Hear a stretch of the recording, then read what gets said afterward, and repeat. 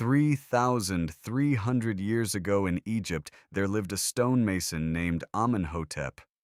His hands were covered in calluses, his back never straightened fully. He cut stone from sunrise to sunset. He cut stone from sunrise to sunset, every day, every year. But one morning, when Amenhotep arrived at the construction site, he saw something he remembered for the rest of his life, a massive granite blocks, and so weighing more than 2 adult oxen and slowly rose into the air. No ropes, no people, no levers. It simply floated upward like a feather on the wind, and silence surrounded everything. Only a low, barely audible hum pierced the air. Kind Amenhotep felt not with his ears but with his chest. He fell to his knees. He decided it was the gods. But it was not the gods. But it was not the gods. It was a device. It was a device. Today we stand before the great Pyramid of Giza and ask the same question thousands of scientists asked before us. How? 2.3 million stone blocks weighing 2.5 tons each, and do it with precision that would make modern builders envious. The gap between blocks is smaller than the thickness of a playing card. Not a single block has shifted in 3,000 years. Official Egyptology gives a simple answer: ramps and sleds. To drag one block up a ramp to a height of 140 meters, you need a ramp about 800 meters long.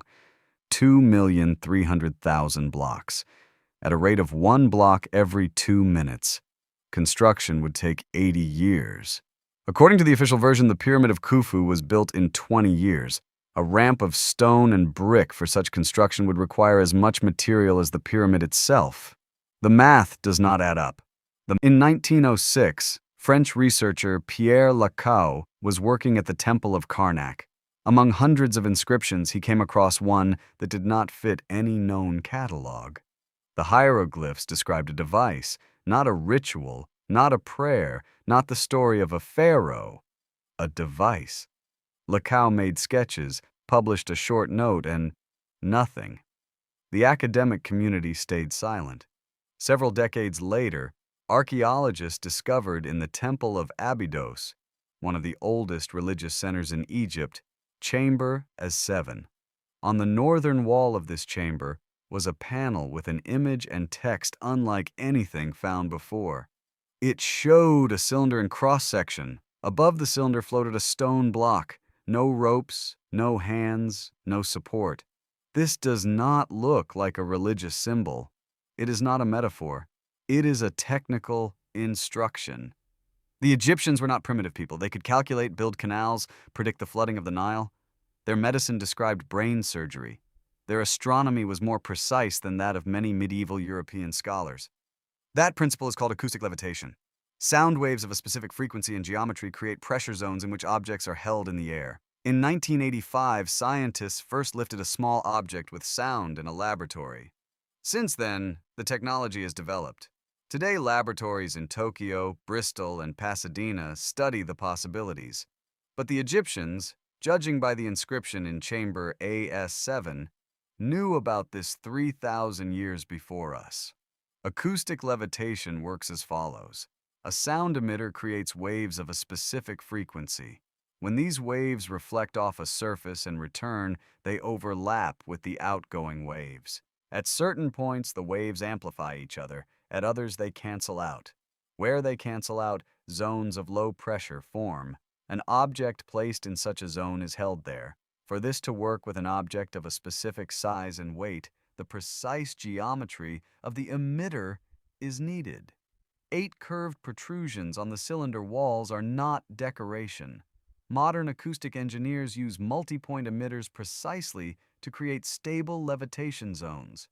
At the center of the panel, a cylinder. Drawn in cross-section, meaning we see its interior. The cylinder is vertical, with proportions of roughly 1:2, the height twice the diameter. Along the inner wall, 8 protrusions. They are curved, evenly spaced around the circumference like blades. Above the cylinder, a rectangular stone block. It does not rest on the cylinder, it floats above it. To the right of the cylinder, 3 columns of hieroglyphs. The first column describes activation. The verb used is the same one Egyptians applied to describe lighting a fire or drawing a bowstring. Next to the verb, a noun that literally translates as breath in motion, moving air, a wave in air. The second column describes what happens to the stone. Change of state. The stone becomes without weight or freed from the earth. The third column describes control, not drag, not push, but direct, like steering a boat. 3 stages: activation, suspension, direction. What is inside the cylinder?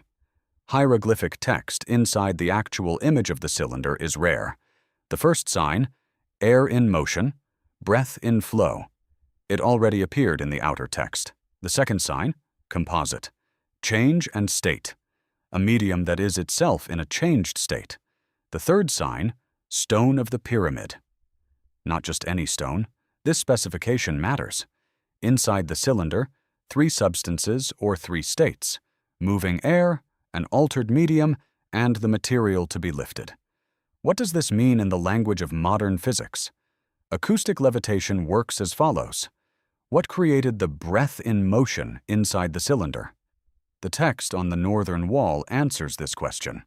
The people were singing, or producing specific sounds. Rhythmic, coordinated. A semicircle is the ideal geometry for focusing sound at a single point. Several voices at the same frequency produce amplification, exactly what is needed to create a standing wave inside the cylinder. This explains why Egyptian texts so frequently mention specialized singers at temple construction sites. What if they were not ritual participants, but technical personnel, operators of the device? The device was assembled from simple elements, a cylinder with protrusions. Singers. A stone above the cylinder. No mysticism. No intervention of gods. Simply physics. Discovered empirically. In 2008, a research group from MIT submitted a request to Egyptian authorities. They wanted to conduct acoustic testing inside the king's chamber. Not excavations, not opening walls, just measurements. They were refused, without explanation. The king's chamber resonates at a frequency of 111 Hz. At a frequency of 111 Hz, water poured onto a flat surface begins arranging itself into geometric patterns. Images of these patterns appear in the decorative elements of Egyptian temples, symmetrical geometric forms that art historians always considered simple ornament. Granite possesses the piezoelectric effect. Under sound waves, granite generates an electric charge. A granite chamber at this frequency does not simply resonate. It itself becomes a source of additional vibrations. Neurobiologists have recorded that at 111 Hz, activity in the left hemisphere decreases. Egyptians conducted initiation rituals in such chambers. Modern science explains why these rituals produced such an effect. The shafts of the pyramid, the acoustic version gives a different answer. The shafts are waveguides. The shafts provided specific frequencies into the chambers at the right intensity. Knowledge of the device from chamber AS7 passed through 4 such filters. Each one destroyed part of the information. First filter, Pharaoh Horemheb. Around 1321 BC, Horemheb ordered the destruction of references to pre-dynastic builders.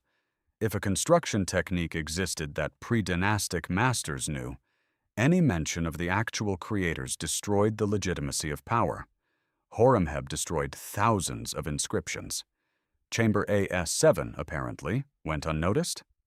Second filter, the burning of the Serapeum, 391 AD. A Christian mob led by Bishop Theophilus stormed the Serapeum and set it ablaze.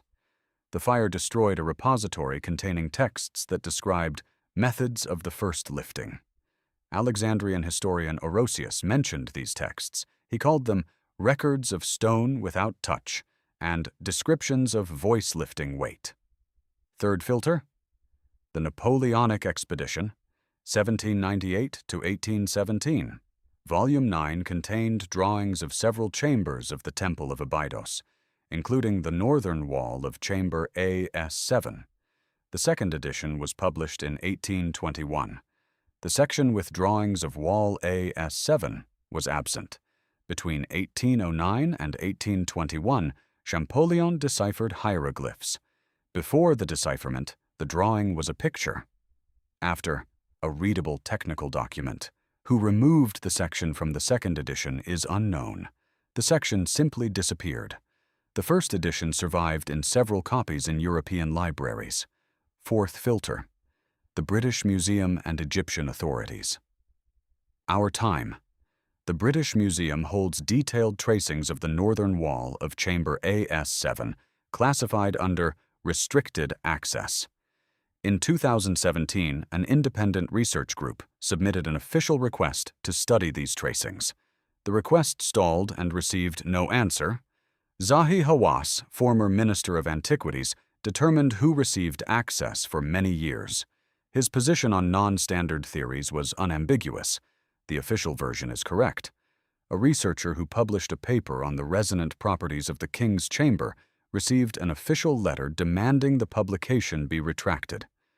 4 times in 3,000 years, someone decided this information was dangerous. But the wall in Chamber A7 still stands. Why hide information about a construction technique from 3,000 years ago? What threat exists? First, academic inertia. The official version represents tens of thousands of published works, hundreds of careers.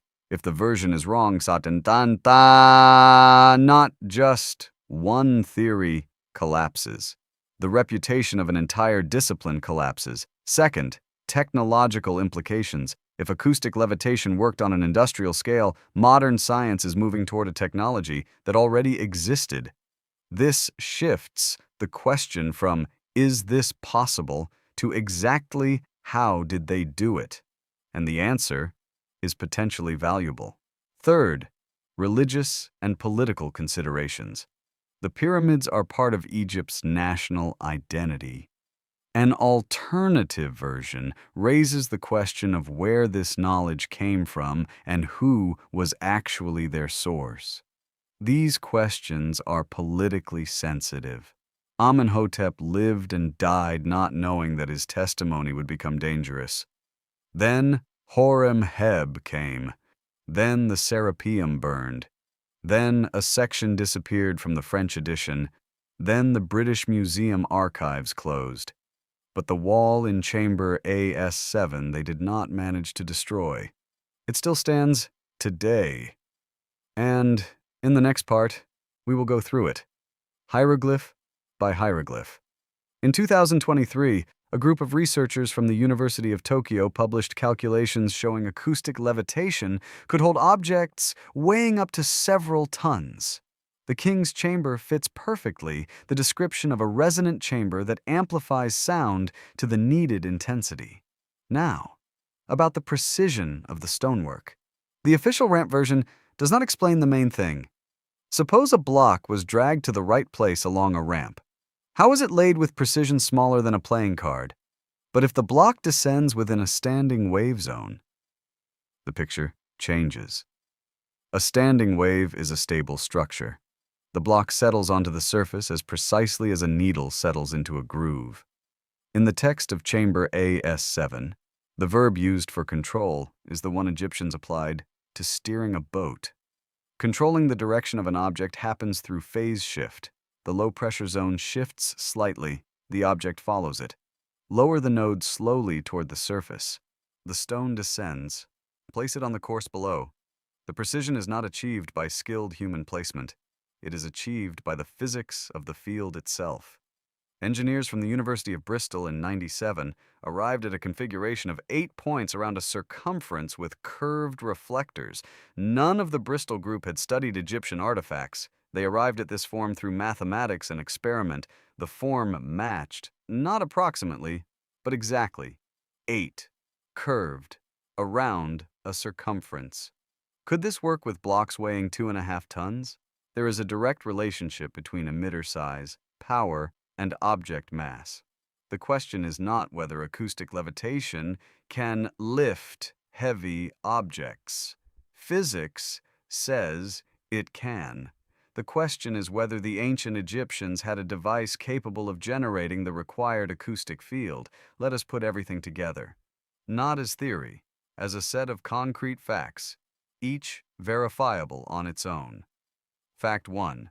In the Temple of Abydos, in chamber AS7, on the northern wall there is an image of a cylinder with 8 curved protrusions. Above the cylinder, a floating stone block without ropes, hands, or supports. Alongside it, a 3-stage text: activation, suspension, direction. Fact 2. Engineers from the University of Bristol in '97, developing an acoustic levitation system from scratch, arrived at a configuration of 8 points around a circumference with curved reflectors. They did not know about the hieroglyphs. They simply solved equations. Fact 3. The king's chamber in the Pyramid of Khufu resonates at a frequency of 111 Hz. At this frequency, granite displays the piezoelectric effect, water arranges itself into geometric patterns, and the human body feels pressure in the chest. Exactly what Amenhotep felt. The vibration he felt in his chest. That is exactly what physics would predict. Fact 4.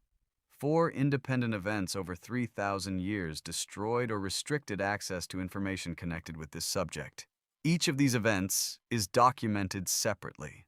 Together, they form a pattern. Fact 5. The precision of pyramid stonework is not explainable by the mechanics of ropes and levers. It is explainable by descent within a standing wave zone that holds the object until the last moment. 5 facts. Each stands alone. Together, they form one picture. He does not say the Egyptians had electricity, does not say aliens helped them. He says one thing. The Egyptians discovered the principle of acoustic levitation empirically, just as they empirically discovered the principles of astronomy, medicine, and hydraulics. People used the wheel for thousands of years without knowing the laws of mechanics. Knowing what works always precedes knowing why it works. The Egyptians knew what worked. They recorded it on the wall of chamber AS7.